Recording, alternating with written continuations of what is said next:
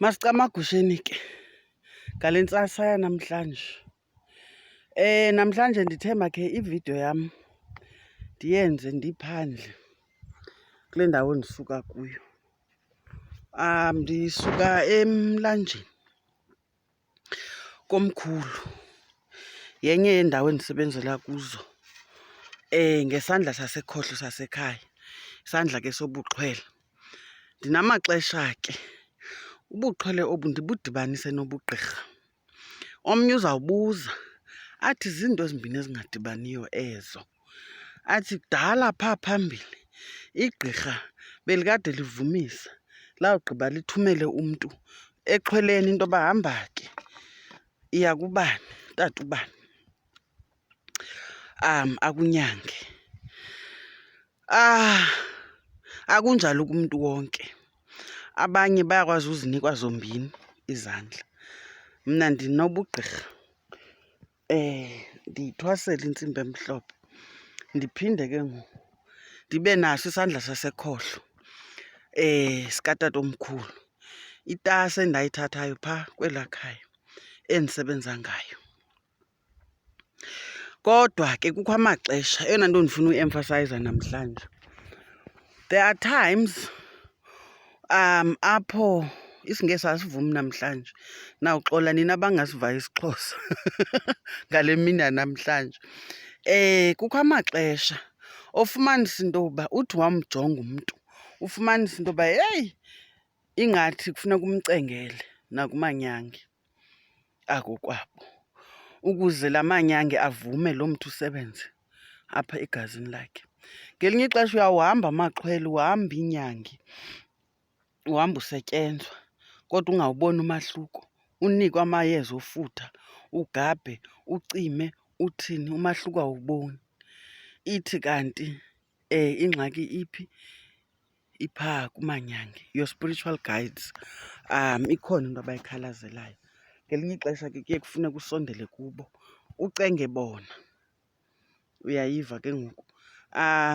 Ukhuphume nalapha endlini kwi-comfort zone yakho, apho uthanda khona ulayita amakhandlela, utshisa impepho, uphume uye esigangeni, uye emanzini, apho bahlala khona, imimoya yabo iphila ngamandla khona.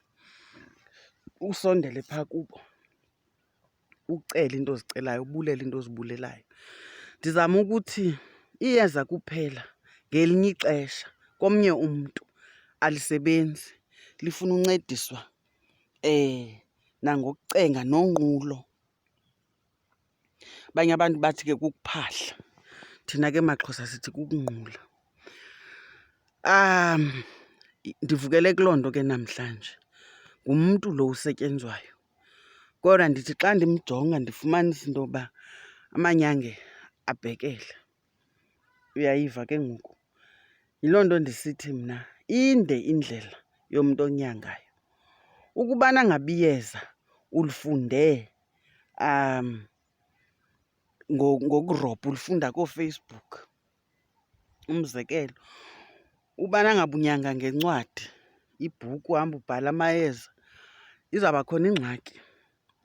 Ngoba asizukuxelela phaa into yoba la mayeza ke ahamba ahambe ngelinye ixesha afune ukuphakanyiswa, angaphakami ngokwesiqhelo. Amagazi wabantu awafani, elinye igazi lifuna ucengwa. Awuzuyazi ke wena kuba kwezinye iinkundla kufike kuthweni. Yiloo nto ndithi mna masivule amehlo, kungadlalwa ngathi. Kungadlalwa ngathi kuthiwe uyanyangwa. Andithi ndingumakhwekhwetha, I'm just saying into yokuba zikhona iinkundla ezibalulekileyo ebomini bomntu, ukucenga impilo yakhe.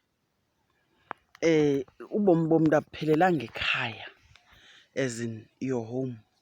Njengoba ndisitsho, sometimes you have to get out of your comfort zone, uhambe uye kwiinkundla eziphila imimoya, where spirits thrive. Emanzini ke ukutsho, emathafeni, ezidulini, njalo njalo. Get out of your comfort zone. Find spirit. Ukhangela umoya wako kwenu uba uphi na. ufuna impilo mos, ucenga impilo, ingakumbi kumuntu othwasayo. Ukubana ngabe uzawuphela ngolayita ikhandlela nempepho wawugqiba ukhwela ebhedini, eyi izawubanda indlela. Ubomi buphandle apha. Uyayibona le ndawo ndikuyo? Nantsi. Umhlaba mhle lo. Uyabo?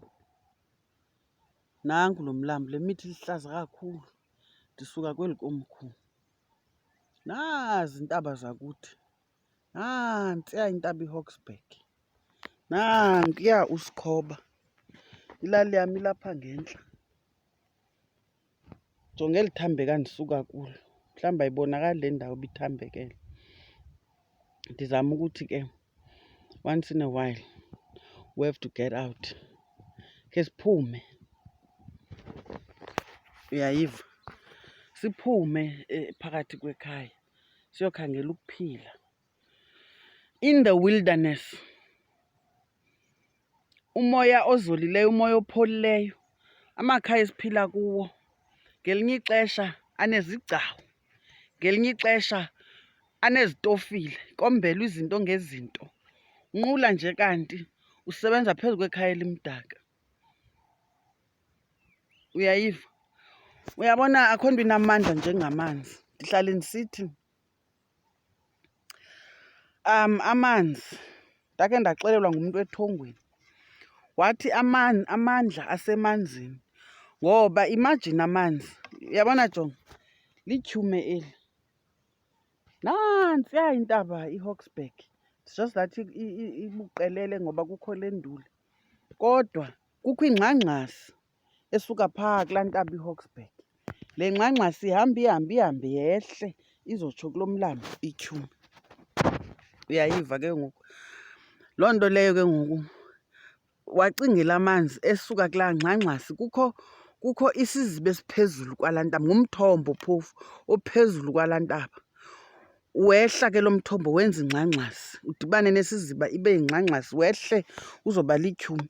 Ufika apha etyhume la manzi, uyayiqonda imithi agqithe kuyo. Imithi ehlambulukileyo ngoba ayibethwa zizithinzi, ayitsitywa ngoomama abasexesheni. Uyayiva ke ngoku? Isendaweni engcwele engenazithinzi, engafani ihanjwe mntu. Thetha mna ngemithi ehamba nomlambo. La manzi ahamba ebetheka kule mithi ngemithi. Awuboni uba liyeza amanzi ewodwa? Amanzi omfula okanye umlambo ohambayo, hayi amanzi amileyo. Ndizama ukuthi akhona amandla emanzini. Ngelinye ixesha ubokhe uyeke ishawari, uphume eshawareni, ukuhambe uyofuna impilo emanzini. Hayi mani, kukangako ndilambile enye into neli qhina liselide. Khame khe ndiphinde ndicenge. Camagwini bantwana basekhaya. Chosi.